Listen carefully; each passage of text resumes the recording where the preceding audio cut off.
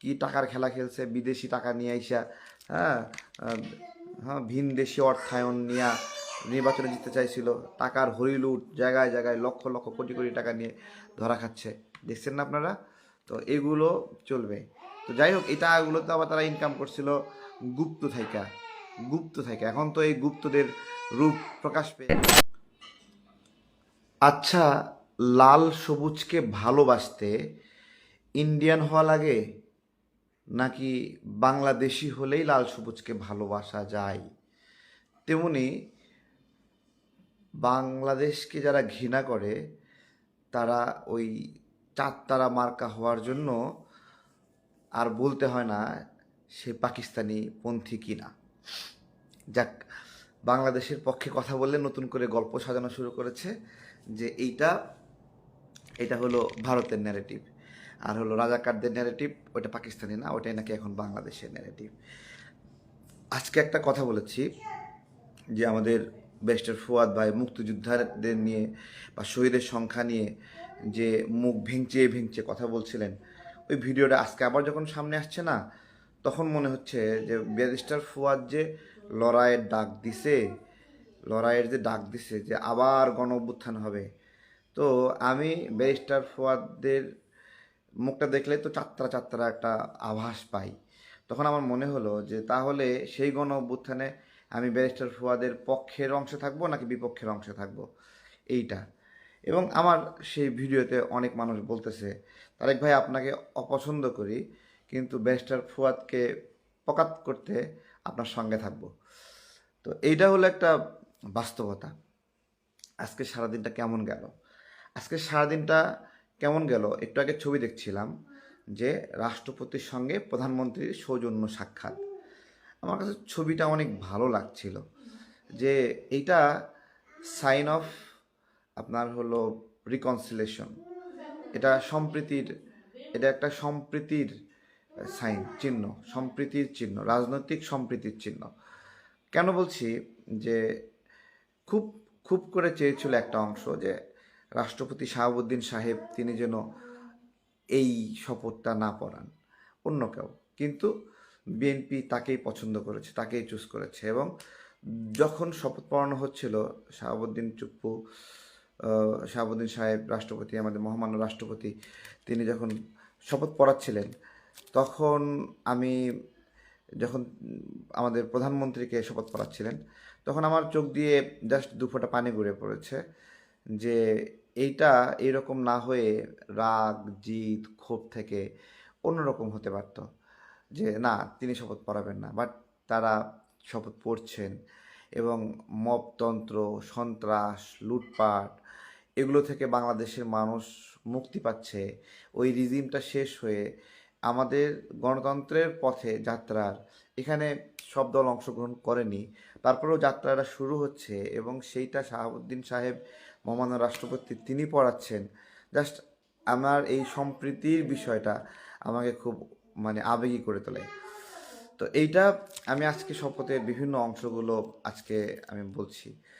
শপথের আরেকটা অংশ গুরুত্বপূর্ণ আছে, সেটা হলো, সেটা দুই পক্ষেরই, বিএনপির পক্ষেরও জামাতের পক্ষেরও একটা অংশ আছে। বিদেশি একটা ভাষায় শপথ পড়াচ্ছে আমাদের নির্বাচন কমিশনার, এবং সেই বিদেশি ভাষায় তারেক রহমান তিনি যেমন শপথ পাঠ করছেন, হ্যাঁ, বা অন্যান্য এমপিরা, তেমনি জামাতের তিনিও বিদেশি ভাষায়। এইটা আপনাদের কাছে কেমন লাগছে আমি জানি না, তবে আমার কাছে এটা এত হাসছি আমি, খুব ভালো লাগছে। হুম। আজকে শপথ অনুষ্ঠানের আরেকটা মজার অংশ হলো আমাদের এসানুল হক মিলন ভাই, মিলন ভাইয়ের জামটা দেখে আমার মনে হয়, প্রথম যখন দেখি তখন মনে হচ্ছে পোলা পানের অবস্থা এবার শেষ, ঠিক আছে, আর নকল করতে পারবে না, হ্যাঁ, এবার ফান্দে পড়িয়া বগা কান দিতে হবে। জাস্ট জামটা অনেক অসাধারণ ছিল। সেটার সঙ্গে আবার মিমস বানাই দিছে যে নাহিদ আক্তারে দেখে দেখে লিখতেছে যে পালাও পালাও একটা অবস্থা, মিলন ভাই আসতেছে। তো মানে শপথ গ্রহণ অনুষ্ঠানের বেশ কিছু মজার অংশ আজকে আমার খুব ভালো লেগেছে, সব কিছু মিলে। আপনাদের কেমন লাগছে আমি জানি না। হুম। তো সবাই কেমন আছেন? বাংলাদেশ একটা নতুন ইতিহাসের দিকে যাচ্ছে, নতুন একটা একটা দীর্ঘ সময় একটা খারাপ সিচুয়েশন ছিল। দেখুন গতকালকে ফলাফল ঘোষণার পর থেকে, গতদিন ফলাফল ঘোষণার পর থেকেই শেয়ার বাজারের অবস্থা কিন্তু অনেক ভালো হয়ে গেছে এবং শেয়ার বাজার সুস্থ হচ্ছে। আল্লাহর রস্তে এদেরকে কেউ আর অসুস্থ করবেন না। হ্যাঁ, আপনার হলো বাজারে বিনিয়োগের রেট বাড়ছে, এটাকে আপনারা এমন কিছু করবেন না যাতে এটা পিছিয়ে যায়। এবং আরেকটা এই সময়ের একটা মজার ঘটনা যে লক্ষ্মীপুরে এমপি তিনি তার ছাত্রদল যুবদল ছেলেপেলেকে বিরুদ্ধে মামলা দিচ্ছে। কেন দিচ্ছে? তারা সন্ত্রাস করছে, চাঁদাবাজি করছে, এইসব কারণে। তো এইটা এই সময়ের সকল এমপির জন্য শিক্ষণীয় এবং এইটাই আপনাদের পথ। এটাকে অনুসরণ করবেন। এটা অনুসরণ করলে এটা অনুসরণ করলে ব্যবসা ভালো হবে, বাণিজ্য ভালো হবে, সবাই নিরাপদে থাকবে। এটা একটা অবস্থা। আরও বেশ কিছু বিষয় রয়েছে। এখন আমাদের কাজ কি আসলে? এখন আমাদের কাজ প্রথমত হলো বট ঠেকাও আমাদের এক নাম্বার কাজ। ঠিক আছে? এইটা হাত হাত পা ধুইয়া বট ঠেকাতে সবাইকে সতর্ক থাকতে হবে। দেখেন ওরা যেটা ভাড়া করে করে, বাংলাদেশের নাগরিকদেরকে বলি, এই পারসেপশনগুলো কিন্তু ইন্টেনশনালি করে। যেমন হাতিয়ার যে ঘটনাটা, প্রথমে কি বলছিল এই যে জামাত শিবির এনসিপি কি বলছিল? বলছিল যে এটা গণধর্ষণ। পরবর্তীতে মহিলা স্টেটমেন্ট দিল না গণধর্ষণ না, ধর্ষণ করছে। এরপরে আস্তে আস্তে যখন ডক্টর ইউনূস ফোন দিয়েছে তখন বলতেছে না এটা ধর্ষণ না, এটা ধর্ষণের চেষ্টা। তাহলে কোথায় ধর্ষণের চেষ্টা? বেসিক্যালি এটা পারিবারিক বিবাদ নিয়ে তাদের একটা পরিবারগত ঝামেলা, মারামারি, এগুলো, সেটাকে সে রাজনৈতিক ধর্ষণের জায়গায় নিয়ে গেছে। তো এইটা হলো, এবং সেইটাকে আবার কি বলছে না ওইটা আবার ওই ধরনের ধর্ষণ না, শুধু ওইটা শাপলাকলিতে ভোট না দেওয়ার জন্য। ওরা হলো শাপলাকলিতে ভোট দিতে গেছে, শাপলাকলিতে সিল মারার সময় ভিডিও করে রাখছিল। ঠিক আছে? তো এই নির্বাচনের সময় আমরা এই জিনিসগুলো ফেস করলাম। পটুয়াখালীতে মাসুদ সাহেবের এখানে ভাঙচুর, লুটপাট চললো, হাতিয়াতে লুটপাট চললো, হান্নান মাসুদের এলাকায় লুটপাট চললো, হাসনাত আবদুল্লার এলাকায় লুটপাট চললো। এগুলো আমরা আমাদের জায়গা থেকে দেখিয়ে দিয়েছি। তারপরে সাতক্ষীরা অঞ্চলে জামাত যেখানে যেখানে জয়ী হয়েছে সেখানেই লুটপাট করছে, সেখানে জ্বালাও পোড়াও করছে এবং সেখানেই মানুষ আতঙ্কিত ছিল। কিন্তু দেখেন অন্য জায়গাগুলোতে দেখেন মানে সাধারণ মানুষের জন্য অতটা মানে হলো অ্যাবনর্মাল সিচুয়েশন না, যে আনরেস্ট সিচুয়েশন সেরকম না।